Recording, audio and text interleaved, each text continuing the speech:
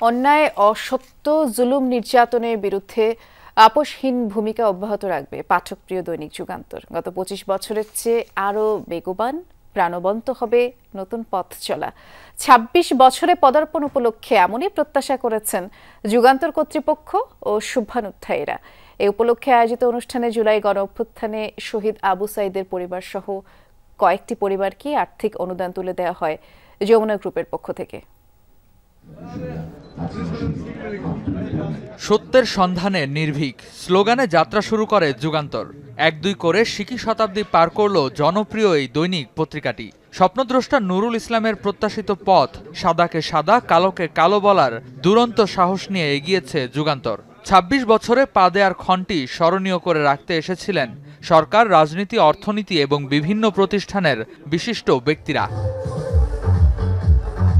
২০০১ সালের ১ ফেব্রুয়ারি যাত্রা শুরুর খুব অল্প দিনেই পাঠকপ্রিয়তা অর্জন করে যুগান্তর।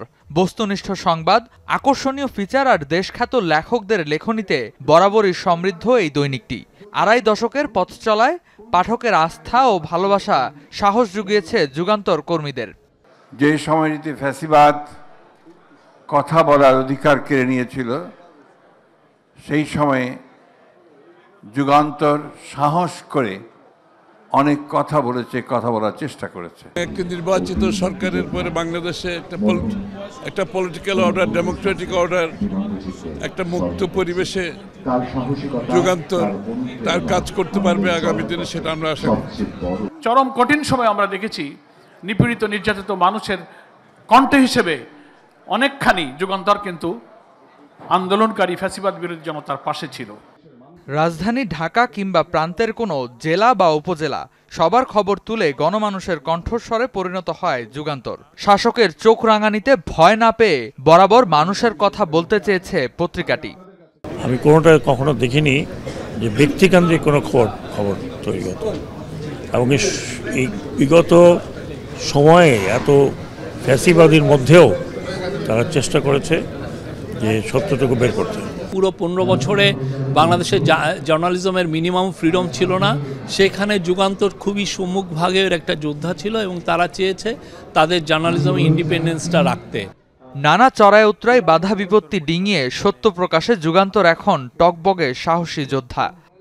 সবার উপরে যুগান্তরের হলো দেশের জনগণ এবং দেশের জন্য, দেশের জনগণের সঙ্গে সাংঘর্ষিক, দেশের আশা আকাঙ্ক্ষার সাথে সাংঘর্ষিক এমন যা কিছু আছে যুগান্তর তার বিরুদ্ধে লড়বে। শুরু থেকে যারা এই পত্রিকার সঙ্গে যুক্ত ছিলেন তাদের অনেকে এখনও আছেন, নতুন করে অনেকেই যুক্ত হয়েছেন। সবাই নিরলস চেষ্টা করছেন এই পত্রিকাটিকে জনমানুষের পত্রিকা হিসেবে প্রতিষ্ঠিত করার জন্য। দেশ আসলে পরিবর্তন দরকার, দেশের পরিবর্তন দরকার, দেশের জনগণ পরিবর্তন চায়। তো আর যুগান্তর এবং যমুনা গ্রুপ সবসময় ভালোর সাথে ছিল এবং থাকবে। সত্যকে সত্য বলা এবং মিথ্যাকে মিথ্যা, কালোকে কালো, এই যে আমাদের নুরুল ইসলাম বাবুল সাহেব যে স্বপ্নদ্রষ্টা, উনি যে কথাগুলি বলে গেছেন, সেগুলোকে সেই দিক সামনে রেখে যাতে সামনের দিকে আমরা সবাই একসাথে চলতে পারি, যুগান্তর পত্রিকা যাতে আরও অনেক এগিয়ে যায়, এই দোয়াই করি, এই প্রত্যাশাই করি। অতীতের ধারাবাহিকতায় আগামীর বাংলাদেশ বিনির্মাণে ভূমিকা রাখতে চায় বলিষ্ঠভাবে। প্রত্যাশা করব ভবিষ্যতেও যেন যুগান্তর তাদের সেই সংবাদপত্র পরিবেশনায় তাদের সেই বস্তুনিষ্ঠতা বজায় রেখে যাবে। যে বসন্তের স্বপ্ন আমাদের সন্তানেরা দেখিয়েছেন, সেই বসন্ত চির বসন্তে পরিণত হবে। দেশবাসীর কাছে যে নিউজগুলো প্রচার করা প্রয়োজন, সেই নিউজগুলো ইনশাল্লাহ যমুনা এবং যুগান্তর এবং যমুনা টেলিভিশন, যমুনার আয়ত্তে যতগুলো মিডিয়া আছে সবগুলো ইনশাল্লাহ প্রচার করবে। প্রতিষ্ঠার দিনে পাঠক, শুভানুধ্যায়ী ও বিজ্ঞাপনদাতাদের আন্তরিক শুভেচ্ছা জানানো হয় যুগান্তর পরিবারের পক্ষ থেকে।